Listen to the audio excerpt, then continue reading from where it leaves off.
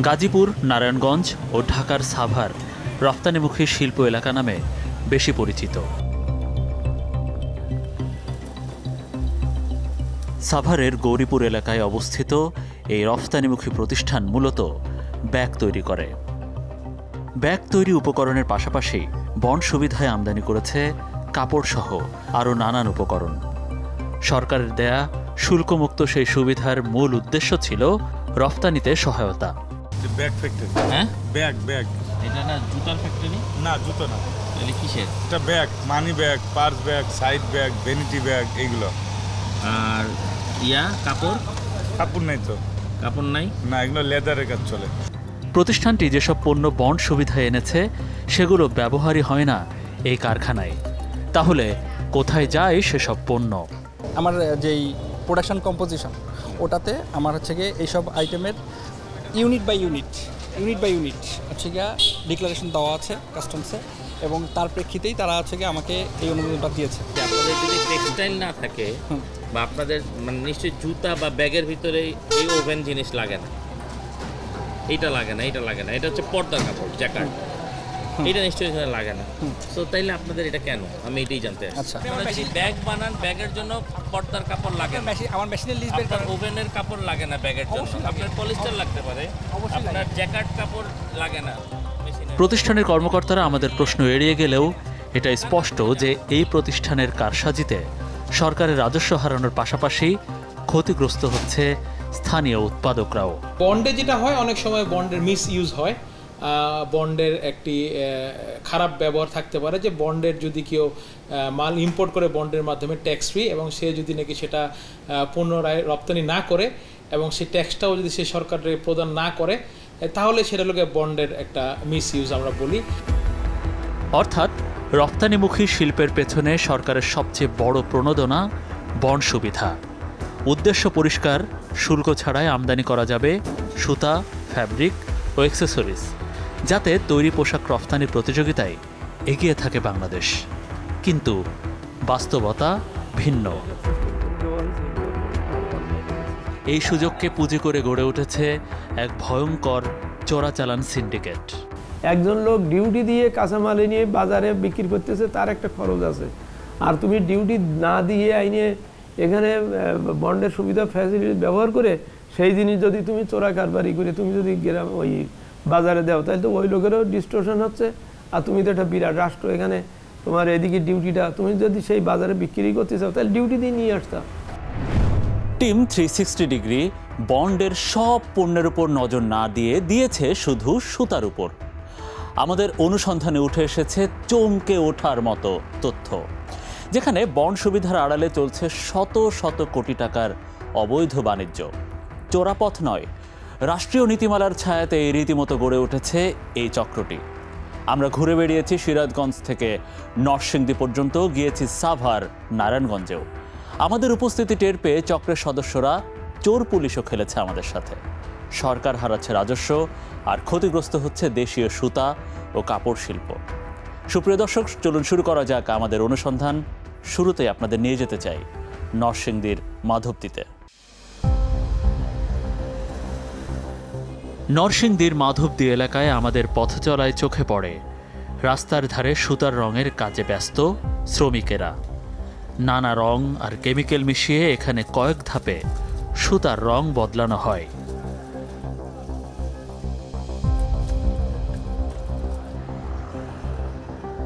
আমরা কথা বলি এক মহাজনের সঙ্গে।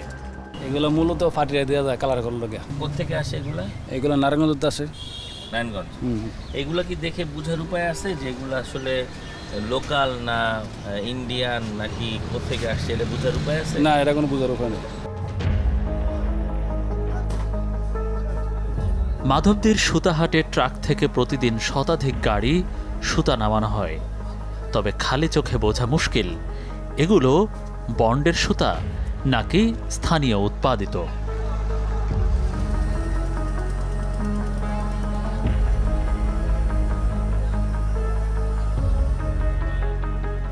স্থানীয় ব্যবসায়ীদের সাথে কথা বলে আমাদের জানার চেষ্টা। বন্ডের সুতাও কি ওরাই আনে? না না, বন্ডের সুতো আলাদা। কোথায় আনে? বন্ড সুতা না নামে না, না নামে না, মানে গদি ঘরে তো জানে। বন্ডে কারা কারা ব্যবসা করে এটা আমরা জানি। বহু গোডাউন পরিদর্শনের পরেও রহস্য উন্মোচন করা যায়নি। মাধবদীর এই বাজারের বন্ডের সুতা কারা নিয়ে আসে তা এখনো অজানা। এই ধোঁয়াশা থেকেই শুরু আমাদের অনুসন্ধান। আমরা এবার মাধবদীর ব্যাংক পট্টি এলাকায় পৌঁছলাম। এখানকার প্রতিটি গলিতে অসংখ্য গদিঘর ঘেরা। তবে প্রশ্ন করলেই উত্তর আসে, বন্ড সুবিধাভোগী সুতা নিয়ে তারা কিছুই জানেন না। আমাদের স্থানীয় সূত্র থেকে পাওয়া তথ্য অনুযায়ী সুবোধ বাবুর মডার্ন ট্রেডার্স, বিনয় বাবুর আনন্দ ট্রেডিং, সজীব ট্রেডিং, একতা বনানী, কার্তিক বাবুর দাস ব্রাদার্স এবং হক ট্রেডার্স এই এলাকায় বন্ড সুবিধাভোগী সুতার ব্যবসা করে।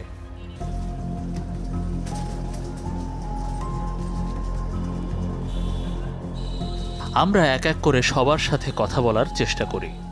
আপনাদের তো মনে হয় চাইনিজ পলিস্টার আসে না, দেশি? অর্থাৎ কেউই সরাসরি বন্ড সুবিধাভোগী সুতার ব্যবসা স্বীকার করলেন না। তাদের দাবি, বন্ডের সুতার ব্যবসা মূলত নারায়ণগঞ্জের দিকে সীমাবদ্ধ।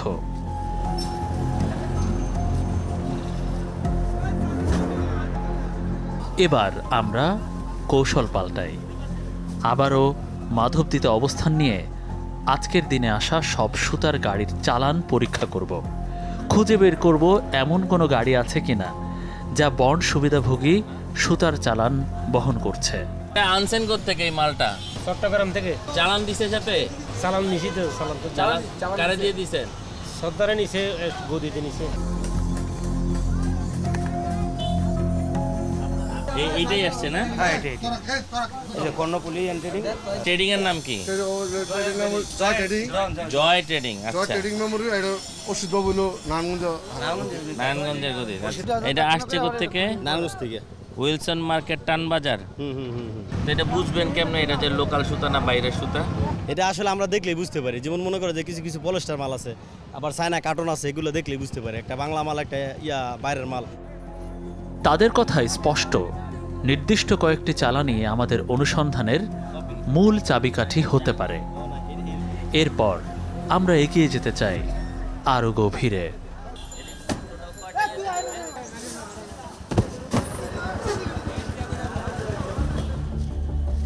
একটি ভ্যান গাড়ির পিছু পিছু আমরা পৌরসভার সরু রাস্তা ধরে এগিয়ে চললাম। লক্ষ্য আমাদের স্পষ্ট, যে ভ্যানটি চলছে সেটি কোথায় মালামাল রেখে যাবে সেটা খুঁজে বের করা।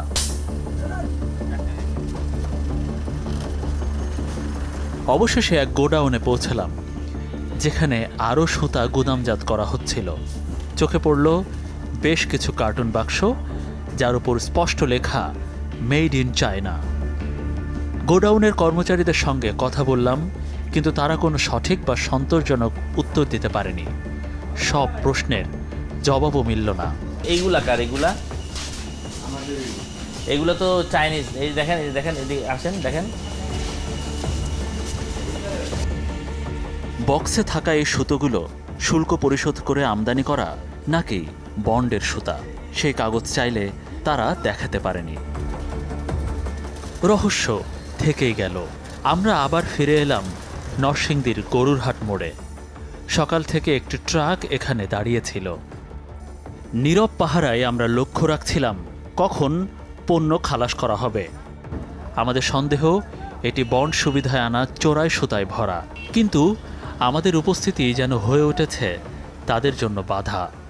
নরসিংদীর মাধবদীতে প্রতিদিন প্রায় 1 থেকে 150 গাড়ি আসে এবং এখানের যে সুতা আনলোড হয় তার সর্বোচ্চ সময় লাগে আধা ঘন্টা বা 30 মিনিট। প্রশ্ন হচ্ছে, এই গাড়িটা সকাল থেকে এখানে বসে আছে, যার আনলোড হচ্ছে না। স্থানীয় সর্দারদের সাথে আমরা কথা বলার চেষ্টা করেছি, জানার চেষ্টা করেছি কেন আনলোড হচ্ছে না। তারা বলছেন চালান ছাড়া এটাকে আনলোড করা যাচ্ছে না এবং বেশ ভালো একটি লক দিয়ে এটাকে আটকে রাখা হয়েছে। সাধারণত এই ধরনের লক এই ধরনের গাড়িগুলোর পিছনে দেখা যায় না। কেন বা কি আছে এর ভিতরে আমরা সেটা জানতে চাই। মালটা যে খাট এনেই নামবো না, অন্য কোনো জায়গায় নামবো, এটা নিজে বলতে পারতেছি। আমি ড্রাইভার পাই নাই, এখনো ড্রাইভার পাই না, আমার মালিকও পাই না মালটা খা।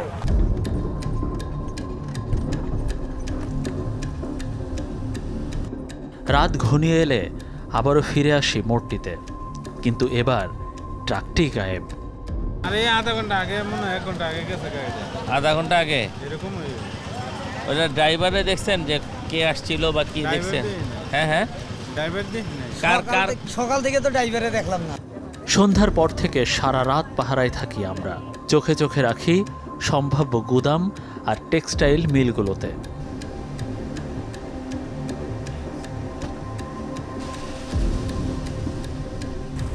সারা বাংলাদেশের বিভিন্ন জায়গা থেকে সুতা এসে এখানে থামে, এবং স্থানীয় সুতার বাইরেও আমরা জেনেছি গোপন সূত্রে বন্ডের সুতা এখানে বিভিন্ন টেক্সটাইল মিলে দেওয়া হয়। আজকে আমাদের এখানে দ্বিতীয় রাত, আমরা চেষ্টা করছি দেখার জন্য কোনো ট্রাক কি এখনো থামে কিনা। চোরাচালানের এই অদৃশ্য জাল দিনের আলোয় ধরা না দিলেও রাতের আধারে তার গন্ধ পাওয়া যাচ্ছে স্পষ্টভাবে। বন্ড সুবিধার নামে বৈধ আমদানির আড়ালে অবৈধ বাজারজাতের এমন ভয়ঙ্কর চিত্র, যেখানে নিয়মের বাইরে গড়ে উঠেছে শত শত কোটি টাকার সমান্তরাল এক অর্থনীতি। এই অর্থনীতি নিয়ন্ত্রণ করছে একটি চক্র, যারা তাঁতির নাম ভাঙিয়ে বিদেশি সুতা এনে ছেড়ে দিচ্ছে খোলা বাজারে। বন্ডের এই দুষ্ট চক্রের মুখোমুখি হব আমরা, তবে তার আগে নিচ্ছি ছোট্ট একটা বিরতি।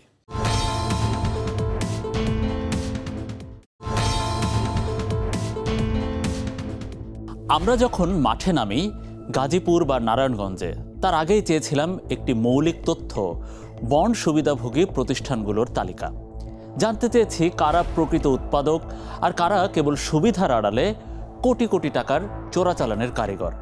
কিন্তু উত্তর কিংবা দক্ষিণ এই দুই বন্ড কমিশনারেটের কেউই এ নিয়ে মুখ খুলতে চাননি। যে তথ্য দিয়ে দুর্নীতির চেহারা স্পষ্ট হতে পারত, সেটি অন্ধকারে রেখে দেওয়া হয়েছে।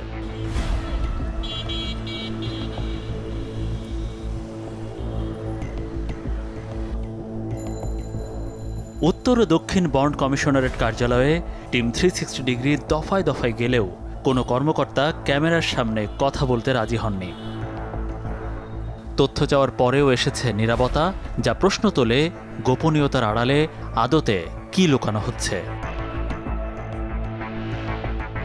বিষয়টি নিয়ে মতামত জানতে চাইলে এনবিআর-এর সাবেক চেয়ারম্যান তদারকি সংস্থার দিকেই আঙ্গুল তুললেন।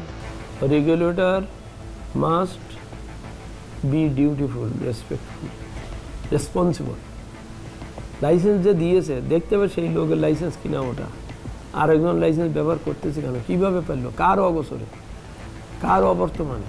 এখানে পলিসি কিন্তু ঠিক আছে, বলা আছে যে এইভাবে ছাড়া এটা আসবে না, এইভাবে এটা যাবে না, এটা কথা বলা আছে। এখানে সমস্যাটা দেখভালের, যার দেখার দরকার সে যদি না দেখার ভান করে কিংবা তাকে যদি ম্যানেজ করে যদি ওই একই জিনিস বাজারে ছেড়ে দিতে পারে। এই বক্তব্য শুধু একটি মত নয়, বরং অনুসন্ধানের ভিত আরও শক্ত করে দেয়।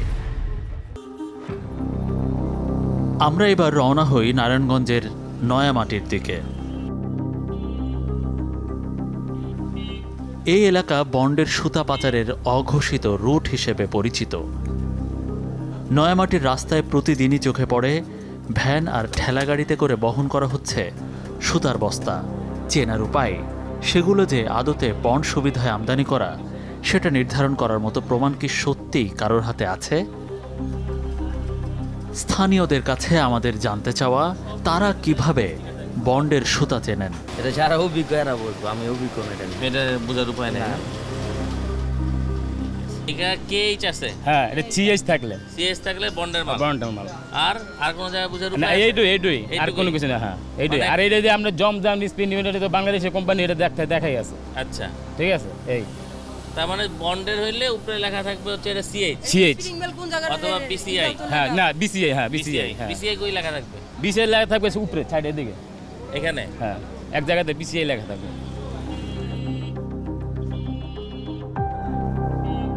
আমরা একটা ঠেলা গাড়ির পিছু নিই। তা গিয়ে থামে নিতাইগঞ্জের গলিতে। এখানে রয়েছে অসংখ্য ছোট নিটিং কারখানা।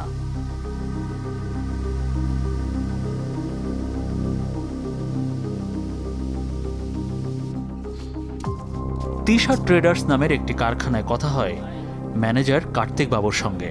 এই সুতাগুলো আমাদের এখানে যেমন অ্যাভেলেবেল না, যেগুলো চায়না থেকে আসতেছে এটা অ্যাভেলেবেল না, আচ্ছা, যার জন্য এগুলা আপনার চায়না থেকে আমদানি হইতেছে। এটা কি লোকাল প্রোডাক্ট? হ্যাঁ, লোকাল। লোকাল, হ্যাঁ। আর যেটা বন্ডের বলতেছিলেন যে বন্ডের আসছে, ওটা কোনটা?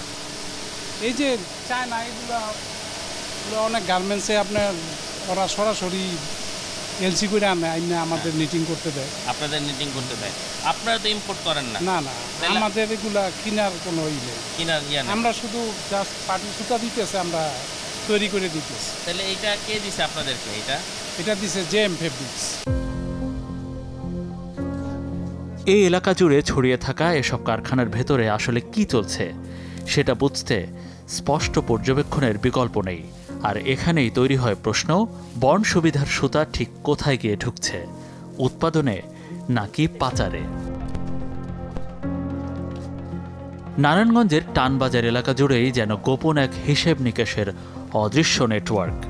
এখানে রয়েছে বন্ড চোরাচালান সিন্ডিকেটের মূল গিট। যেসব ব্যবসায়ী ব্যাক টু ব্যাক এলসি করে বন্ডের সুবিধা সুতা আমদানি করেন, তারা অনেকে সেগুলো রফতানি না করে বিক্রি করে দেন স্থানীয় খোলা বাজারে অনেক বেশি দামে। অথচ এদের কারোরই নেই স্পিনিং বা টেক্সটাইল মিল, শুধু আছে আমদানি আর বিপণনের সুবিধা। স্থানীয় একাধিক সূত্র নিশ্চিত করেছে, টানবাজারের কিছু প্রতিষ্ঠানের নাম বহুবার উঠে এসেছে বন্ড চোরাচালানের তদন্তে। আমরা যাই মালেহ রোডে বাংলাদেশ ইয়ার্ন মার্চেন্ট অ্যাসোসিয়েশনের কার্যালয়ে, কিন্তু কেউই ক্যামেরার সামনে মুখ খুলতে চাননি। তবে কিছু ব্যবসায়ী জানান, এলাকার কয়েকটি গদি ঘরে নিয়মিত বন্ডের সুতা ঢোকে। আমরা সেগুলোর খোঁজে এগিয়ে যাই।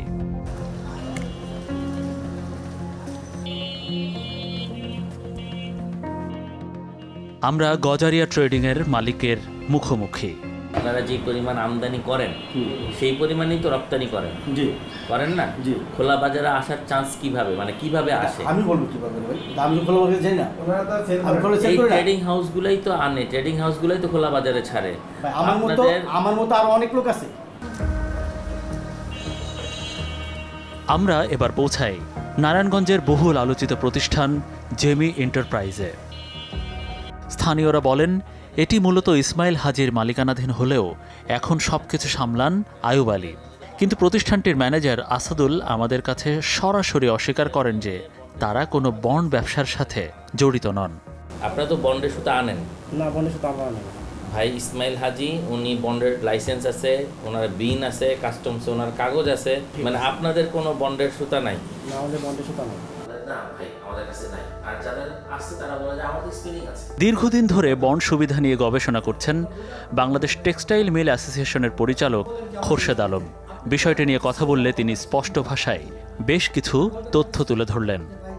কিছু নিট গার্মেন্টস মালিক আছেন, সবাইকে আমি বলবো না, কিছু কিছু আছেন, ওনাদের উদ্দেশ্য সঠিক, বাংলাদেশের প্রতি তাদের কোনো মায়া নাই। ওনারা সবসময় বিদেশ থেকে সুতা আনবেন, বাংলাদেশে কোনো সুতা ইউজ করবেন না। কেন আনবেন?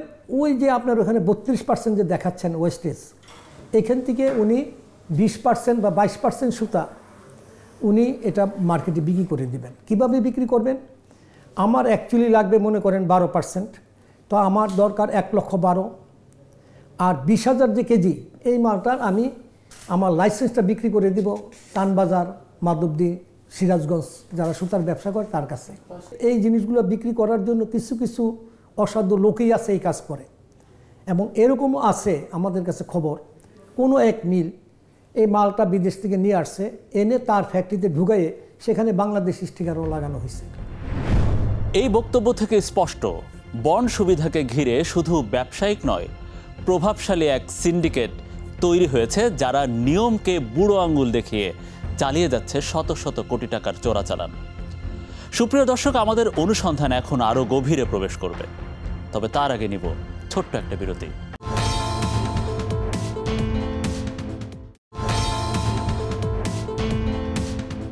তাঁতি সমিতির আড়ালে বন্ড সুবিধার নামে যে খেলোয়াড়রা কোটি কোটি টাকার দুর্নীতি করছে, তাদের আসল চেহারা এবার আমরা খুঁজে বের করব।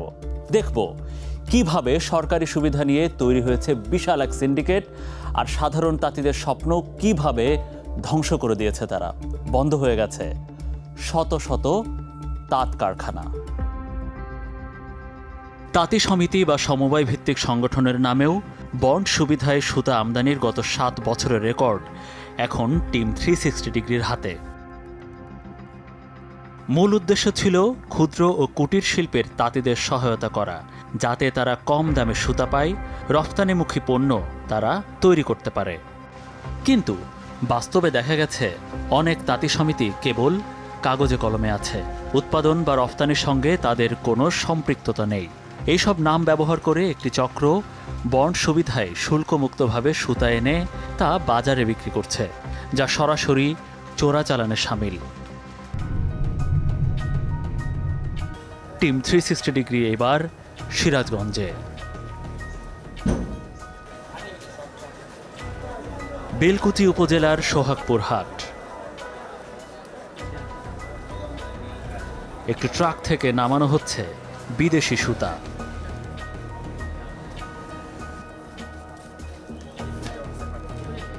চালকের কাছ থেকে চালানের কপি দেখতে চাইলাম, কিন্তু ট্রান্সপোর্ট ম্যানেজার আলাউদ্দিন চালান না দিয়ে দেখালেন একটি রসিদ। লিটন হাজি নামে একজন দাবি করলেন এসব সুতার মধ্যে কিছু তার, বাকিগুলো সম্পর্কে তিনি কিছুই জানেন না। ভ্যাট চালান ছাড়া এটা কিনেছেন কিভাবে?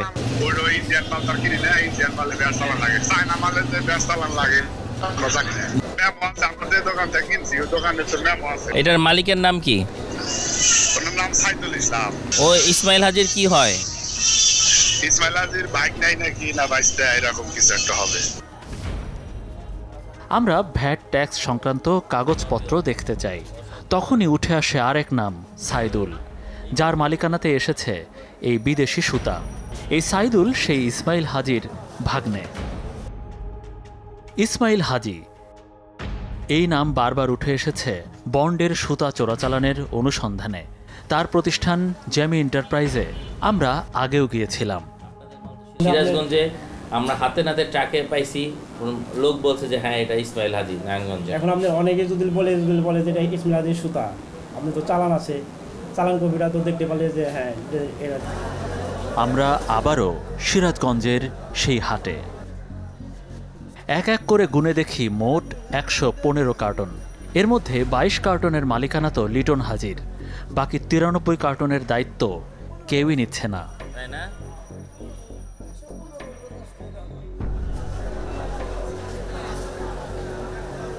বিভিন্ন স্থান থেকে আসা তাঁতিরা পসরা সাজিয়ে বসেছেন, শাড়ি, লুঙ্গি, গামছা আর কাপড়ের নানা বাহারি রং আর বুননের সমারোহ।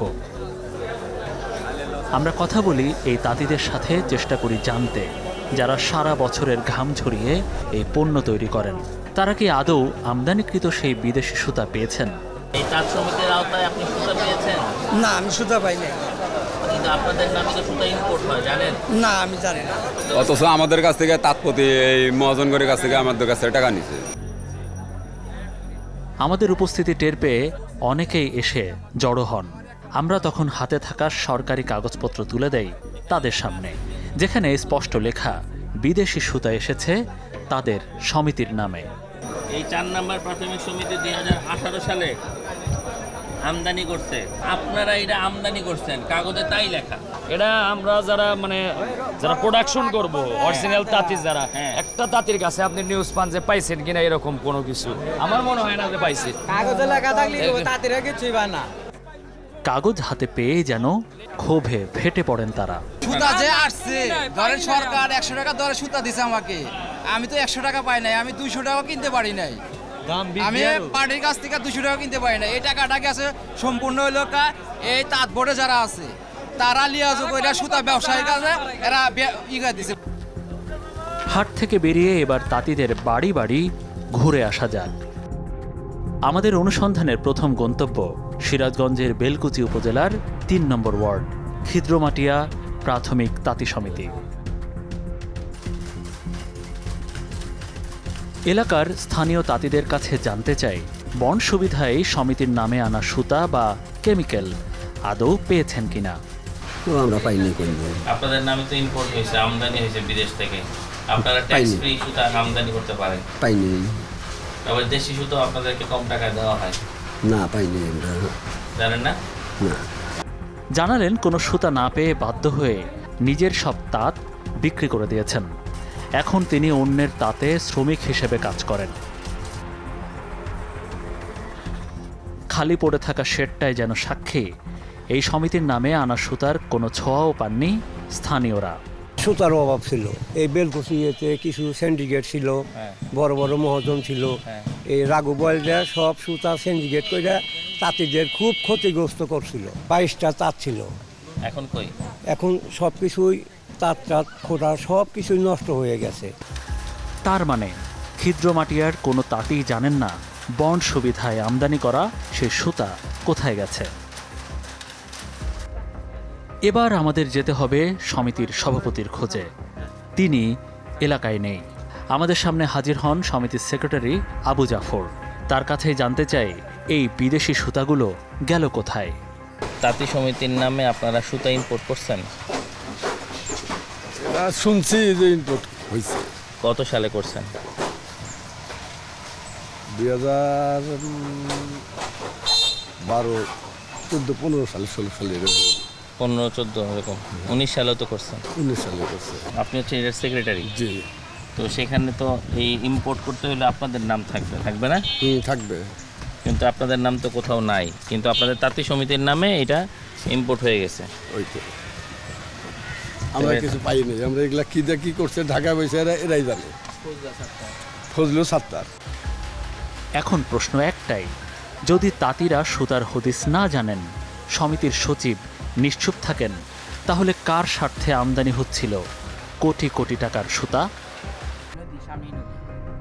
আমাদের গন্তব্য এবার দৌলতপুর ইউনিয়নের 3 নম্বর ওয়ার্ড প্রাথমিক তাঁতি সমিতির খোঁজে, যে সমিতি 2018 সালেই 8 কোটি 25 লাখ টাকার সুতা আমদানি করেছে বন্ড সুবিধায়। কিন্তু সরেজমিনে গিয়ে যা পেলাম তাতে আমরা অবাকই হলাম।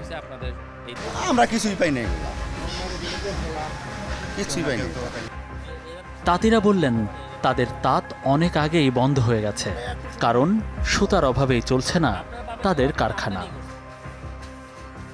আমরা কথা বলতে চাই সমিতির সভাপতি ইউসুফের সঙ্গে, কিন্তু তাকে বাসায় পাওয়া গেল না। সামনে এলেন ইউসুফের বাবা। এই তাঁতি সমিতি 8 কোটি 25 লক্ষ টাকার সুতা আমদানি করছে, সেই সুতা কই? এটা তো আমরা কর মনে হয়, এটা হেরাই কবর। কে সভাপতি? যে হেই কর আর কারা আছে? সভাপতি তো আপনার ছেলে। আমি তো সেটাই জিজ্ঞেস করতেছি যে তার সাথে আরো লোকজন আছে না, আপনারা যেমন সদস্য? এটা তাকে জিজ্ঞাসা, আমি কি কমে তার এটা আমি কর মনে কি। আমরা খুঁজে বের করলাম সমিতির সেক্রেটারি মনিরকে। 4 বছর আগে তো তাহলে তো এটা আপনারই জানার কথা। না, বছর আগের কথা বলছি। আজকে তো জানলাম না অবশ্য। ওগুলা আমাদের এখানে আইসেও নাই, আমরা জানিও না। আমরা এটা আপনাদের কাছে শুনতেই যাই। অবাক করার মতো বিষয়, তিনিও জানেন না এই আমদানির কিছু। আমরা শেষমেশ পৌঁছাই বেলকুচি উপজেলার তাঁত বোর্ডের লিয়াজ অফিসার তামান্না রশিদ তন্নির কাছে। 2018 সালের এই সমিতির যেই সুপারিশটা, এটা বিতরণ হয়েছিল কিন্তু আমি আসার আগে। এটা নিয়ম আলাদা ছিল, এটা নিয়ে অনেক অভিযোগ আছে। এটা নিয়ে আমাদের অভিযোগ থাকার কারণে আমাদের তাঁত বোর্ড থেকে আমাদের চেয়ারম্যান মহোদয় এই সুতার সুপারিশ বন্ধ করে দিয়েছিলেন 2 বছরের মতো। আমাদের বিল অফ এন্ট্রির নিয়ম হচ্ছে, সে যখন বিল অফ এন্ট্রি পাবে, সে বিল অফ এন্ট্রি সহ তার মাল গোডাউনে নিয়ে আসবে, আনার পরে সে আমাকে অবগত করবে। কিন্তু রাজাপুর ইউনিয়ন 2 নং ওয়ার্ড সম্পর্কে আমি যতটুকু জানি বা আমার যতটুকু আইডিয়া, এই সমিতির আমরা মালামাল আসছে যে আমাকে অবগত করা হয় নাই। অনুসন্ধানের আরও কিছুটা বাকি। আমাদের যেতে হবে সিরাজগঞ্জ সদরের সৈয়দাবাদ ইউনিয়নের 2 ও 8 নম্বর ওয়ার্ডে, যেখানে মাত্র 1 বছরে আমদানি হয়েছে 20 কোটি টাকার সুতা। এর আগের 2018-19 অর্থ বছরেও ছিল প্রায় 5 কোটি টাকার আমদানি। আপনারা সুতা পাইছেন কেন? না, মানে আপনাদের নামে আমদানি হয়েছে? এক পাল্লাও পাই নাই। আমাদের সামনে এলেন সৈয়দাবাদ তাঁতি সমিতির সভাপতি গনি মিয়া। এই 20 কোটি এটা শুধু লবণ, ডাইস কেমিক্যাল আছে না? এটা তো ডাইস কেমিক্যাল না, এটা সুতার জন্য। শুধু সুতাটাই আমদানি হয়েছে হচ্ছে 22-23 সালে এইটা, এবং সব পলিস্টার সুতা। পলিস্টার আমার তো কটন দরকার, কটন পলিস্টার তো তেমনই নাই। তাহলে আপনারা পলিস্টার সুতা আমদানি করছেন কেন? সেই সুতাটা আপনারা আসলে কোথায় দিয়ে দিচ্ছেন? ওটা তো ওই যারা করছে আইনে ছেড়ে ওটা হাত বদল হয়। ওইটাই জানতে চাচ্ছি যে হাত বদলটা কিভাবে হয়, কার কার লাগছে, বিক্রি করে ওইটা হয়তো কটন সুতা কেনে কিছু। কারা কারা আছে বিক্রি করছে এবং বিক্রি করছে কে কে কে কিনছে এটা সেটা বলেন। ওই সময় কিছু নারায়ণগঞ্জের লোক মনে হয় ছিল। কারা কারা কিনছে? ফজলু ছিল, সাত্তারা ছিল। এরপর আমাদের গন্তব্য সিরাজগঞ্জ তাঁত বোর্ডের লিয়াজো অফিসার অমিত সরকারের কাছে। তার কাছে জানতে চাই এই অসঙ্গতির কারণ কি। এটা তো আসলে তাঁতিরা এখন কই যায় বলতে, তাঁতিদের কিন্তু যখন তাঁতিরা লাইসেন্স করে তখনও কিন্তু তাঁতিদের একটা সম্মতি থাকে। যখন লাইসেন্সের আবেদনটা তারা করে তখন কিন্তু তাঁতি সদস্যরা কিন্তু এটার মধ্যে সাইন করে, ওটা রেজুলেশন করে, মিটিং করে রেজুলেশন দিয়ে দেন হচ্ছে ওরা সাইনের মাধ্যমে সবাই মিলে একজনকে ক্ষমতা দেয়, ক্ষমতার একজন হচ্ছে জিনিসটা ইয়ে করে আর কি, মানে লাইসেন্সটা আমদানি করার ইয়ে। 8 কোটি টাকা সুতা হইলে ওটা তাঁতির প্রাপ্য। এই কেমিক্যাল, কস্টিক, সোডা, ডাই সবকিছু তাঁতির প্রাপ্য। কই যায় তো আসলে সেই ব্যাপারে আসলে আমার আইডিয়াও আসলে নাই, সত্যি কথা যেটা কি হয়। কিন্তু তাঁতিরা আসলে এই ধরনের ক্লেম আমাদের কাছে এখন পর্যন্ত করেন। তাঁতিদের অনুমতি নিয়ে তাঁতি লীগের নেতারা এই সুতা খোলা বাজারে বিক্রি করে দিয়েছেন, এমন দাবি করলেন সিরাজগঞ্জ চেম্বার অব কমার্সের সভাপতি সাইদুর রহমান। যে এখন যারা তাঁত বোর্ডে আছে এরা কিন্তু সত্যিকারের তাঁত ব্যবসায়ী না, এরা ব্রন্ড ব্যবসায়ী, এবং এই ব্রন্ড ব্যবসায়ী হওয়ার কারণে তারা কিন্তু ব্যবসা করে নিচ্ছে। তারা নিজেদের ব্যবসা, তাদের নিজেদের আখের গুছিয়ে নিচ্ছে, কিন্তু আমাদের প্রকৃত যারা তাঁতি তারা কিন্তু কোনো সুবিধা পাচ্ছে না, তারা সুবিধা থেকে বঞ্চিত হচ্ছে এবং তাদের তাঁত কিন্তু ধ্বংস হয়ে যাচ্ছে। তাঁতির নাম ব্যবহার করে কোটি কোটি টাকার সুতা আমদানি, কিন্তু সেই সুতা আর পৌঁছায় না তাঁতিদের হাতে, তার আগেই বিক্রি হয়ে যায় খোলা বাজারে। এই সিন্ডিকেটের কেন্দ্রবিন্দুতে রয়েছেন একজন ফজলুল হক। নিজে তাঁতি নন, কিন্তু সম্প্রতি তাঁতি লীগ থেকে জাতীয় তাঁতি সমিতির সেক্রেটারি হয়েছেন। বছরের পর বছর ধরে আমদানি করে গেছেন বন্ড সুবিধায় সুতা। আমরা জানতে চাই এই সুযোগ তিনি পেলেন কিভাবে, এতগুলো চালান কোথায় গেল।